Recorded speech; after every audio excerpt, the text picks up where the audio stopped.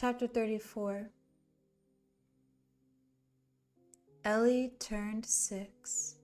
She came home from kindergarten on her birthday with a paper hat askew on her head, several photos friends had drawn of her. In the best of them, Ellie looked like a friendly scarecrow,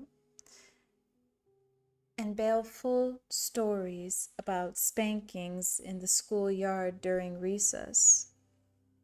The flu epidemic passed. They had to send 2 students to the EMMC in Bangor, and 𝘠𝘕𝘓𝘓 probably saved the life of one woefully sick freshman boy with the terrible name of Peter Humperton, who went into convulsions shortly after being admitted. Rachel developed a mild infatuation with the blonde bag boy at the A&P.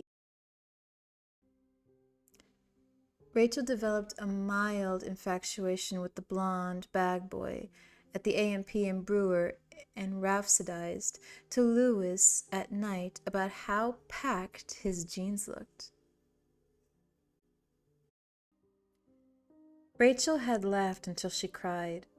The blue, still, sub-zero mini-season of February passed and brought on the altering rains and freezes of March, potholes and those orange roadside signs which pay homage to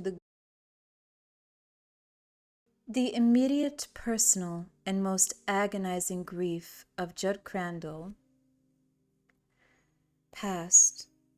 That grief which the psychologists say begins about 3 days after the death of a loved one and holds hard from 4 to 6 weeks in most cases, like that period of time New Englanders sometimes call deep winter.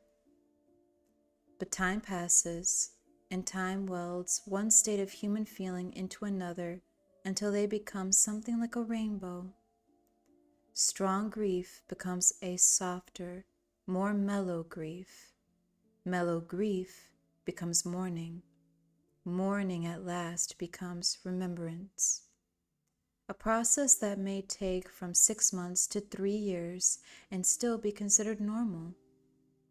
The day of Gage's first haircut came and passed, and when Lewis saw his son's hair growing and darker, he joked about it and did his own mourning, but only in his heart. Spring came, and it stayed a while.